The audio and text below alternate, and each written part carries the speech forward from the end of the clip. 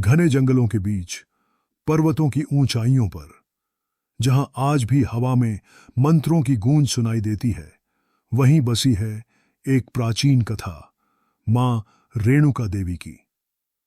जहां एक रानी की ममता ने यज्ञ से जन्मी दिव्य कन्या को जन्म दिया और वह कन्या बनी संसार की पालनहार महाशक्ति मां रेणुका।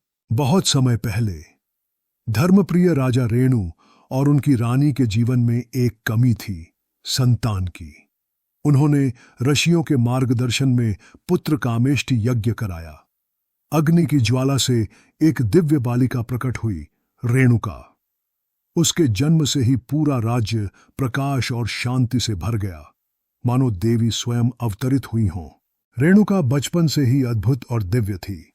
वह सबको समान रूप से प्यार करती, हर किसी के प्रति दया और करुणा से भरी रहती। उसकी मुस्कान में जैसे प्रकृति खुद खिल उठती हो। बड़ी होकर रेणुका का विवाह महर्षि जमदग्नि से हुआ। उन्होंने अपने जीवन को सेवा, भक्ति और तपस्या में अर्पित किया। हर दिन उन्होंने आश्रम में दूसरों की मदद की और अपनी दिव्यता से वातावरण को पवित्र किया। रेणुका हर दिन नदी जाती और अपने कच्चे मिट्टी के घड़े में पानी भरती। एक सर्प घड़े के ऊपर शांति से बैठता और उसे सुरक्षित रखता, और ऊ जल पूजा के लिए लाती। उनकी भक्ति और तप का प्रकाश पूरे वन में फैलता, मानो प्रकृति भी उनकी सेवा में शामिल हो। एक दिन रोज की तरह रेणुका माता नदी पर पानी लाने गईं, लेकिन उस दिन वहां कुछ गंधर्व और उनकी पत्नियां जलक्रीड़ा कर रही थीं। यह देखकर रेणुका का मन विचलित हो गया और उनका मिट्टी का घड़ा फूट गया। उन्हें आश्रम आने में देर हो गई। यह देख महर्षि जमदग्नि क्रोधित हो गए और अपने पुत्रों को माता का सिर काटने का आदेश दिया। किसी ने आदेश का पालन नहीं किया। तब उनका पुत्र परशुराम आगे आया और पिता की आज्ञा का पालन करते हुए माता का सिर काट दिया।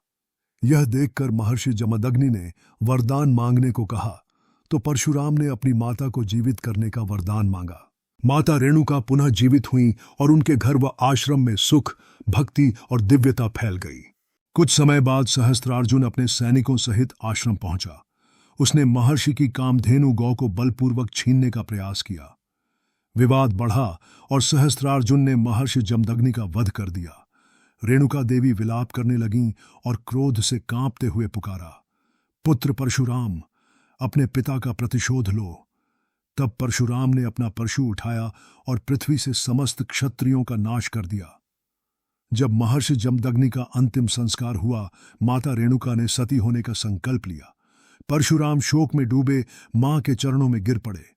तभी आकाशवाणी हुई, पुत्र मत शोक करो, मैं फिर लौटूंगी, पर पीछे मत देखना। मां का शरीर दिव्य प्रकाश में बदल गया। वे धरती से ऊपर उठने लगीं, तेजोमय मुख से आशीर्वाद देती हुईं। परशुराम ने एक क्षण के लिए पीछे देखा और उसी क्षण माता का मुख धरती पर रह गया। आज वही मुख रूप में मां रेणुका देवी की पूजा होती है। काल बीत गया, पर माता रेणुका का तेज आज भी अमर है। महाराष्ट्र के नांदेड़ जिले के माहूरगढ़ में आज भी वही पवित्र स्थान है जहां मां का मुख स्वरूप विद्यमान है।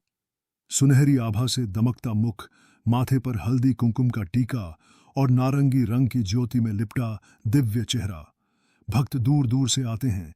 कोई फूल चढ़ाता है, कोई पूरण पोली और तांबूल पान का नैवेद्य अर्पित करता है। घंटियां बजती हैं, दीपक जलते हैं और मंदिर में जय मां रेणुका की गूंज होती है।